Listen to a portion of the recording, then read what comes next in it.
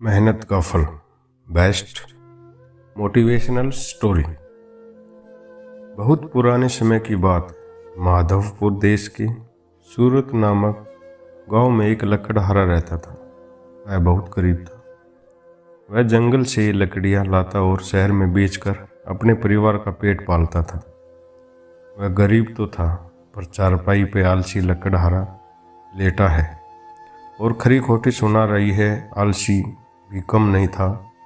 जब तक घर में खाने पीने का सामान रहता वह मेहनत से कतराता था। जब घर में आटा समाप्त हो जाता और उसकी पत्नी खरी खोटी सुनाने लगती, तभी वह कुल्हाड़ी उठाकर जंगल की राह पकड़ता। माधवपुर का राजा अपनी प्रजा से बड़ा प्रेम करता था। उसकी प्रजा भी उसका बड़ा आदर करती थी। राजा प्राय अपनी प्रजा के सुख दुख की खोज खबर लेने के लिए अपने राज्य के भीतर एक शहर से दूसरे शहर में आया जाया करता था। उसके साथ उसके मंत्री और सिपाही भी साथ चलते थे। एक बार वह एक शहर से दूसरे शहर को जा रहा था, तो रास्ते में उसे एक घने जंगल से होकर गुजरना पड़ा। घने जंगल में राजा रास्ता भूल गया। मंत्री और सिपाही काफी पीछे छूट गए। राजा को काफी प्यास लग रही आई। वे अभी कुछ ही दूर चले थे कि उन्हें एक और से खटखट की आवाज सुनाई पड़ी। लगा जैसे कोई लकड़ियां काट रहा हो। राजा ने उसकी ओर अपना घोड़ा मोड़ दिया। देखा सचमुच एक लकड़हारा लकड़ियां काट रहा था। वह लकड़ियां काटने में इतना लीन था कि वह राजा को आते देख न सका, और राजा ने जो ही अपना घोड़ा उसके पास रोका, लकड़हारा चौंक उठा। उसने देखा सामने राजा का घोड़े पर सवार खड़े हैं। उसने कुल्हाड़ी एक और रख दी और राजा के सामने उनको नमस्कार करके हाथ जोड़कर खड़ा हो गया। राजा को चोर की प्यास लगी थी। लकड़हारे को जो ही यह बात मालूम हुई, वह तेजी से पेड़ पर टंगे हुए अपने छोटे से घड़े को उतार लाया। राजा ने खूब पानी पिया। पानी काफी ठंडा था। राजा जब पानी पी चुका तो उसने लकड़हारे और उसके गांव का नाम पूछा। फिर राजा ने हीरे से जड़ी हुई एक अंगूठी लकड़हारे को इनाम में दी। अंगूठी पाकर लकड़हारा बड़ा प्रसन्न हुआ। जब राजा चले गए तो वह सोचने लगा कि उस अंगूठी को अच्छे से दामों में शहर में बेच देगा। इसके द्वारा उसे अपार धन मिलेगा। वह अपनी पत्नी और बच्चों के लिए शहर में नए नए कपड़े खरीद कर लाएगा। महीनों के लिए खाने पीने के सामान का इंतजाम कर देगा।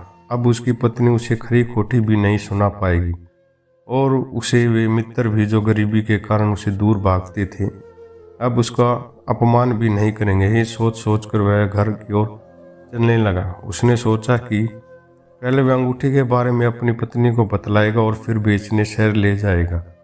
उसकी कल्पना अब ऊंची उड़ान में ले रही थी। उसने मुट्ठी में अंगूठी को दबा रखा था। अभी वह कुछ ही कदम आगे चला था कि अंगूठी में जड़े हीरे की चमक देखने के लिए पुनः वह आतुर हो उठा। उसने चारों ओर देखा, कोई भी उसे देखने वाला नहीं था। लकड़हारे ने अंगूठी को हथेली पर रखा। अंगूठी में जड़े हीरा बहुत ही तेज चमक दे रहा था। सोचा यह तो सचमुच बहुत महंगा है अंगूठी होगी। राजा की अंगूठी जो ठहरी। अभी लकड़हारा अंगूठी को देखकर मन ही मन खुश हो रहा था कि एक चील तेजी से आई और अपनी चोंच में लकड़हारे की हथेली पर रखी अंगूठी को झपटा मारकर उठा ले गई। लकड़हारे के तो होश ही उड़ गए। क्षण भर के लिए तो वह कुछ सोच ही न सका। उसने बहुत ही दूर तक चील का पीछा भी किया, लेकिन चील अंगूठी को चोंच में दबाए आंखों से ओझल हो गई। लकड़हारा हार थक कर अपने घर लौट आया। उसे बीवी बच्चे का इंतजार कर रहे थे। घर में आटा अभी तक नहीं था। लकड़हारा जब शहर से लकड़ियां बेचकर वापस आता है, तभी भोजन का प्रबंध हो पाता था। आज भोजन का प्रबंध न हो पाने से सभी दुखी थे। लकड़हारे ने जब पत्नी को अंगूठी के बारे में बात बताई तो उसे भी बड़ा दुख हुआ। वह भी क्या करती, पड़ोस से कुछ आटा उधार मांगकर उसे दिन का काम चलाना पड़ा। दूसरे दिन प्रात लकड़हारा अपनी कुल्हाड़ी लेकर जंगल की ओर निकल पड़ा। दिन भर लकड़ियां चीर उसने एक बड़ा सा गट्ठर तैयार कर लिया।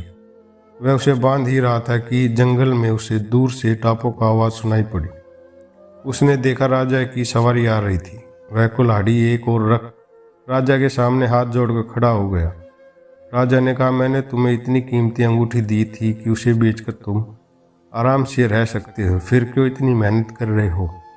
लकड़हारे ने सारी कथा सुनाई और बताया कि किस प्रकार चील ने उसके हाथ से अंगूठी ले गई। यह कहते कहते लकड़हारे की आंख छलक गई। राजा ने उसे धीरज बधाया और अपनी उंगली से एक नई अंगूठी निकालकर लकड़हारे को दे दी। साथ ही हिदायत दी कि यह महंगी अंगूठी है, इसे संभाल रखना, को मत देना। राजा ने आगे कहा कि यदि तुम्हें इस अंगूठी को बेचना हो तो इसे सस्ती कीमत में मत बेचना। इसको बेचकर तुम जीवन भर आराम से गुजारा कर सकते हो। लकड़हारे ने राजा को बहुत बहुत धन्यवाद दिया। राजा और उसके सिपाही जब वापस चले गए तो लकड़हारे ने अंगूठी को अपने अंगोछे में लपेटकर कुर्ते के नीचे छुपा लिया और बिना लकड़ियां उठाए वह अपने कुल्हाड़ी लेकर गांव को वापस चल दिया। अभी वह हीरे से जड़ी अंगूठी के ध्यान मगन तेजी से गांव की ओर जा ही रहा था कि सामने से डाकू आते दिखलाई पड़ गए। डाकुओं को देखकर लकड़हारे की सिटी बिटी गुम हो गई। डाकुओं ने आते ही उसे घेर लिया। एक डाकू को उसके फटे पुराने कपड़े देख दया भी आई, लेकिन डाकुओं के सरदार ने कहा कि यदि यह वास्तव में लकड़हारा है तो इसके जंग से लकड़ियां लिए हुए अपना आना चाहिए। लकड़हारा है, इसका कोई जवाब न दे सका। डाकुओं ने उसकी तलाशी ली तो एक बहुत कीमती अंगूठी उसके पास मिली। कुर्ते के नीचे छुपी अंगूठी को देखकर डाकुओं को बड़ा आश्चर्य हुआ। डाकुओं ने उसे कोई धनी व्यक्ति समझ रहे थे। शेष धन कहाँ है, यह कहकर डाकुओं ने उसकी पूर्ण तलाशी ली। फिर कुछ न मिलने पर उसकी पिटाई करने लगे। लकड़हारे ने उन्हें बहुत समझाने की कोशिश की, लेकिन डाकुओं को लकड़हारे की बात पर विश्वास ही नहीं हो रहा था। काफ़ी पिटाई लगने पर भी जब डाकू से अंगूठे के अलावा और कुछ प्राप्त न कर सके तो उन्होंने लकड़हारे को छोड़ दिया। गिरते पड़ते कराते हुए वह किसी प्रकार घर पहुंचा। भूख से व्याकुल बच्चे उसका इंतजार कर रहे थे। लकड़हारे का सारा शरीर दर्द और चोट से पीड़ा दे रहा था। इस हालात में लकड़हारे को देख उसकी पत्नी और बच्चे बहुत दुखी हुए। लकड़हारे ने पत्नी से सारी कथा कह सुनाई। दोनों ही अपने भाग्य को कोसने लगे। अंत में पत्नी ने फिर पड़ोस से आटा मांगकर भोजन तैयार किया और उसे समझाया कि जो धन तुम्हें मेहनत से नहीं कमाया है उसके जाने से दुख का भी उस तुम्हें नहीं करना चाहिए। रात भर लकड़हारा दर्द के मारे ठीक से सो नहीं सका। वह अपनी गरीबी से भी तंग आ चुका था। पत्नी और बच्चे के पास अच्छे कपड़े नहीं थे, इसी कारण वह अपने मायके नहीं जा पा रही थी। वह गांव वालों की भी दृष्टि में गिरा जा रहा था। उसने विचार करना शुरू किया। राजा द्वारा दी गई पहली अंगूठी छीन ले गई, दूसरी अंगूठी डाकू छीन ले गई। अंगूठी के जाने के साथ उसे मार भी खानी पड़ी। निश्चित ही है उसके भाग्य में नहीं था। इससे लगता है कि बिना मेहनत का पैसा उनके भाग्य में है ही नहीं। वह पत्नी के ताने सुनते सुनते भी तंग आ गया था। गरीबी के कारण अब मित्र भी उसे कतराने लगे थे।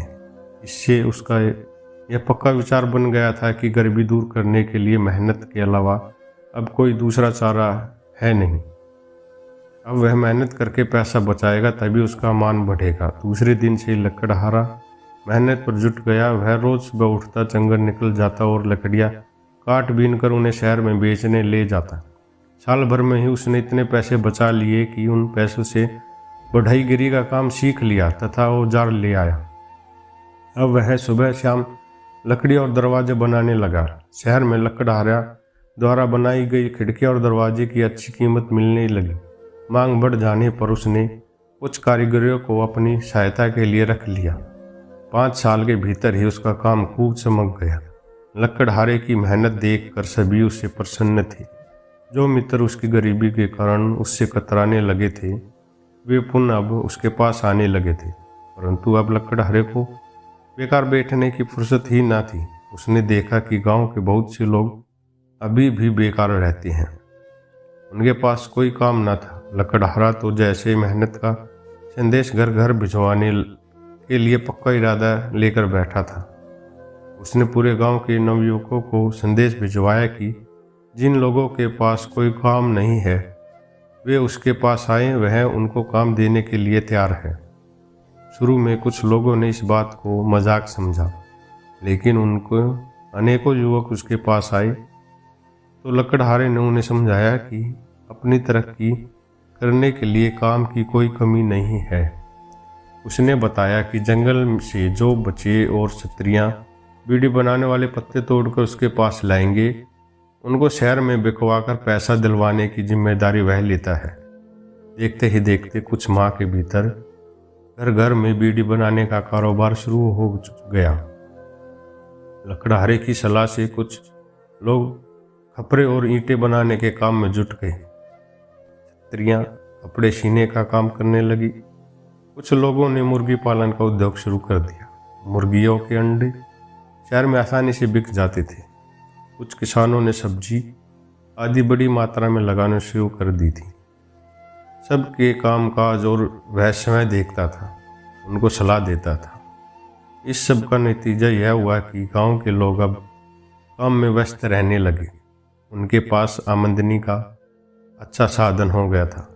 10 वर्षों में ही लकड़हारे की कड़ी मेहनत से गांव के लोगों की हालत बदल गई। एक दिन जब लकड़हारा जंगल में सूखे पेड़ों को काट रहा था, उसने लकड़ियों के साथ एक चमकदार चीज देखी। उसने गौर से देखा तो वह आश्चर्यचकित रह गया। अरे, यह तो वही अंगूठी है जो चील झपटा मारकर उसे ले गया था। लकड़हारे ने अंगूठी उठा ली और फिर लकड़ियों का गट्ठर बनाकर वह अपने गांव की ओर चल दिया। उसने उसी शाम गांव के लोगों की एक सभा बुलाई और शुरू से आखिर तक सारा किस्सा गांव वालों को वह सुनाया कि किस प्रकार उसको राजा द्वारा दी गई अंगूठी चील झपट्टा मारकर ले गई और किस प्रकार लगभग 10 वर्षों के बाद उसे वह पुण्य प्राप्त हो गई। लकड़हारे ने आगे कहा कि अब वह बिना मेहनत से प्राप्त किए धन का अकेला उपयोग नहीं करना चाहता, अतः इस अंगूठी को बेचकर उसे प्राप्त धन को वह गांव की तरक्की में लगाना चाहता है। इस बारे में आप सब लोग अपनी राय दें। आप सबकी सलाह से तय होगा कि गांव में साफ पानी पीने के 2 कुएं खुदवाए जाए और एक स्कूल खोला जाए, जिससे पढ़ाई के लिए गांव के बच्चों को दूर तक न जाना पड़े। पीने का पानी लेने के लिए भी गांव वालों को दूर तक जाना पड़ता था। जो दूर नहीं जाना चाहते उन्हें तालाब का गंदा पानी पीने के लिए मजबूर होना पड़ता था। लकड़हारा भी यही चाहता था कि उससे अपनी ओर से एक शर्त रखी, वह यह कि गांव का हर व्यक्ति अपना घर साफ सुथरा रखेगा और कूड़ा एक निश्चित स्थान पर ही फेंका जाएगा। गांव वालों ने यह शर्त मंजूर कर ली, क्योंकि इसमें तो सभी भलाई ही थी। बहुत ही जल्द गांव में एक स्कूल खुल गया।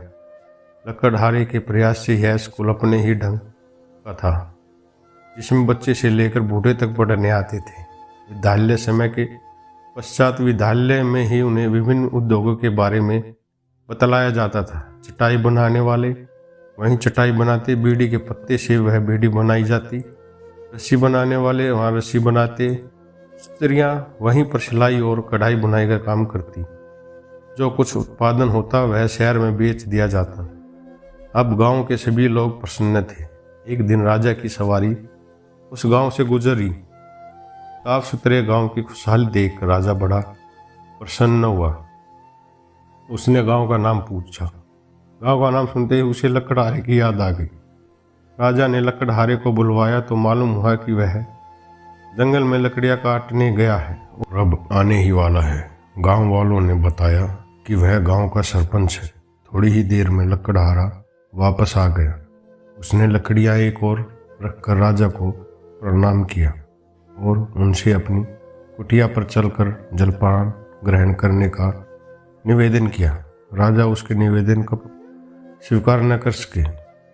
लकड़हारे का साफ सुथरा घर चारों ओर से फलों के वृक्षों से घिरा हुआ था। लकड़हारे ने आसन बिछाकर राजा से बैठने के लिए कहा। तभी राजा ने अंगूठी के बारे में पूछ लिया। लकड़हारे ने सारी कथा सुनाई। महाराज, आपके द्वारा दी हुई पहली अंगूठी चील झपट्टा मारकर ले गई। दूसरी अंगूठी रास्ते में डाकू लूट ले गए और उन्हें बहुत मारा भी। मुझे अंत में मेरे दिमाग में यह पक्का विचार बैठ गया कि बिना मेहनत से प्राप्त किया धन मेरे भाग्य में नहीं है, इसलिए अब मुझे जमकर मेहनत करनी चाहिए। गरीबी के कारण ही मेरा पारिवारिक जीवन सुखी नहीं था और गरीबी के कारण मुझे समाज में भी समुचित इज्जत नहीं मिल पा रहा था। गरीबी दूर करने के लिए जमकर मेहनत करनी चाहिए। मैंने रोज मेहनत की और साल भर की मेहनत से जो कुछ थोड़ी थोड़ी बचत की थी उससे बढ़ईगिरी के औजार खरीदे और बढ़ईगिरी का काम करने लगा। एक दिन जंगल में जब मैं सूखे पेड़ काट रहा था तो वह अंगूठी जो चील ले गई थी मुझे मिल गई। मैंने उसको बेचकर स्कूल खुलवा दिया और गांव में 2 पक्के कुएं खुदवा दिए। गांव के इस स्कूल में पढ़ाई के समय के बाद सभी को उद्योग की शिक्षा दी जाती है। गांव में चमड़े का काम करने वाले शाम के समय यहीं जूते बनाते हैं। रस्सी, चटाई, बीड़ी और आदि बनाने वाले यहीं अपना काम करते हैं। स्त्रियां रात के समय सिलाई, कढ़ाई आदि काम सीखती हैं। सबके सहयोग से गांव इतनी तरक्की कर सकता है।